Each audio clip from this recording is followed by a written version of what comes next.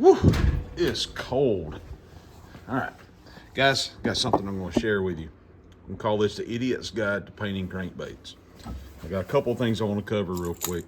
I have this piece of paper right here, so maybe I can sort of keep what I'm talking about centered. Over the years, many years of fishing, I don't know if anybody's ever noticed, especially with plastic baits, you start using a plastic crankbait, and there's some that just seems to run better, some that just seems to catch more fish. And over time, we all know, or if you're follow fishing much at all, you know about like the wiggle wart and how it was as Bob Ross would say, a happy mistake. And you know, it didn't run right, it wobbled too much or whatever, and then Rapala bought it and fixed it, which ruined it to a lot of people. There's some other crankbaits out there that I have found through the years work really well, and I'm going to grab one of them right here.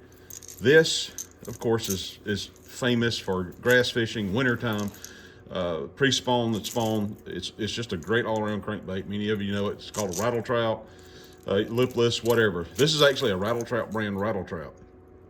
Now, I'm going to talk about the funky color of it here in just a second and where that came from. Again, we're going to call this the Idiot's Guide to Painting Crankbaits, poor man's guide to painting crankbaits. But I come across this by accident.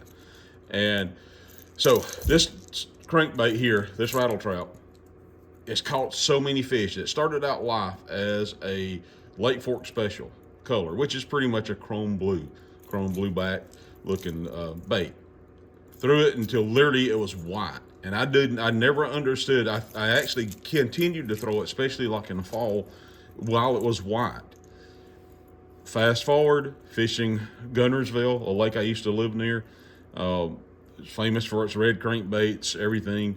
Lost every red crankbait I had that day. I only had like a couple of red rattle traps. I lost them. I sit down in the floor with a red magic marker, and I painted this crankbait, this exact crankbait, solid red. And I put black lines on it with a Sharpie. Now, lasted the rest of that. I caught a lot more fish on it. Over the years, I don't know how many fish I've caught on this one rattle trout. Not this color, not this this exact bait. And I have another one. This is the other color. This is obviously not the factory color. Both of these, for some reason, they just run great. They vibrate well when they fall. I don't know what it is, but it was probably one out of ever how many. You may have that too. You may have your favorite crankbait. Man, this thing just works, and I don't know why.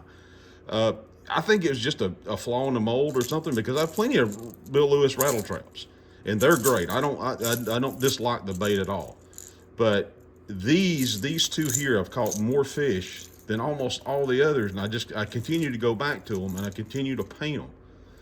And I haven't messed with my original design. This is what I pretty much did after all the paint came off of it, leaving Gunnersville. Long story, I don't live near there anymore, but I still throw this bait. And it was muddy, and I just needed one with a little chartreuse on it. I did the same thing, but I had a Sharpie. Now, if you look in my boat, I have a can of, this is not exactly what's in my boat. This is what's in my shop. But I have stuff like this in my boat too. And you've seen a lot of other videos, I'm sure, that where the pros or whoever carry all this stuff. But it does work. So I decided, well, I'm tired of it, because this wouldn't last long, especially the highlighter. It wouldn't last very long. I'd come back from fishing and have to do it over again. So I did it one time, and I thought, how can I seal that up? Well, at the same time, I was remodeling my boat trailer. And I had went back, I'll show you the boat trailer. I had went back and the old Triton boat and put new stickers, all this other stuff. I painted it. I sanded it down, got it sandblasted, and I went back over and painted it. And I put several coats of clear coat on it. And this is a clear coat that I used. I had a little bit of it left. In fact, this is probably that same can. There's not much left in here. Had this crankbait, I thought, I wonder if I clear coated that, if that would last longer. It's exactly what happened. I will say this though, you have to be careful, because this clear coat isn't like the clear coat you put on crankbaits like you're supposed to. So you have to just go put it on very lightly and let it dry, very lightly let it dry. Unless you want it to look like this. This actually is a duller color, more of a matte finish. I love this one. There's something about this color too works so well. Again, it's put a little chartreuse chartreuse on the bottom. And then again, the red, and how I get this fade is I'll put red up here, and I won't really paint this I won't paint the belly of it towards the bottom. I will not paint that with the red or anything. I put my lines on with a Sharpie. You can see how I put my lines on. Then I'll paint this black. But if you paint this and you put a little bit too much of this on there, you'll get another little happy mistake. Happy little accident. I'm sorry, that's how he says it. But this red will actually begin to run. And that's how I get this red on the end, is I just sort of hang it like this and let it drip. Anyway, that's something to play with. So the moral of this story is, guys, if you think it looks good, you think it looks right, don't be embarrassed about it. Try it. Take it to the lake and try it. I got two more that actually, this is one of my favorites. This is a deep weir. This one here is just the opposite of probably a lot of the other weirs or whatever, but I just had this in my collection forever. It was silver. It was a chrome blackback or whatever it was. Didn't like it, never caught a lot of fish on it. I have a wiggle wart that looks a lot like this.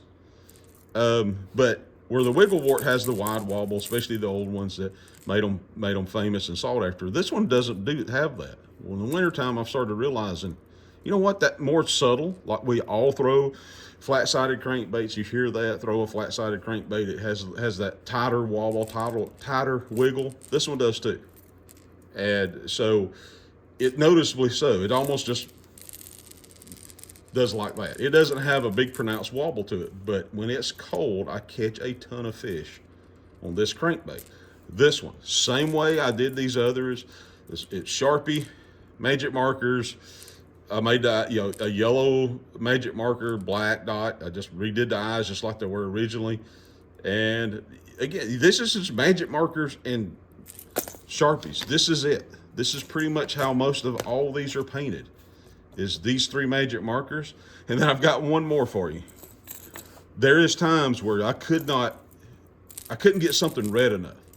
So I wanted orange. I used to paint,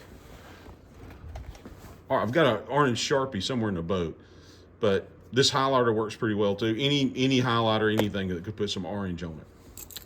So one time I said, well, I'm just going to paint a crankbait completely orange. Again, this is a bomber. Old school crankbait, plastic crankbait. Doesn't have a big wide wobble. This is a crankbait that started out as Fire Tiger, and I caught a lot of fish on it. Again, till the paint literally started coming off of it. Don't know why. I got plenty other Fire Tiger crankbaits. This one caught a lot of fish, but I've decided to go back and paint it orange. And this thing looks like a road cone, doesn't it? In fact, that would be the color, road cone crawl. Say that 3 times fast. But same Sharpie, same thing.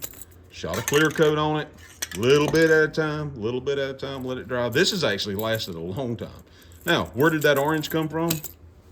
You're going to laugh. Yep, I had to mark where I wanted a septic line run one time.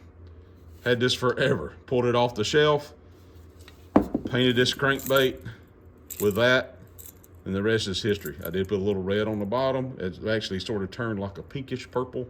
Anyway, works well. Anyway, guys, I dare you to try that. Try it and let me know how it goes, because I'm telling you, these 4 crankbaits have caught fish.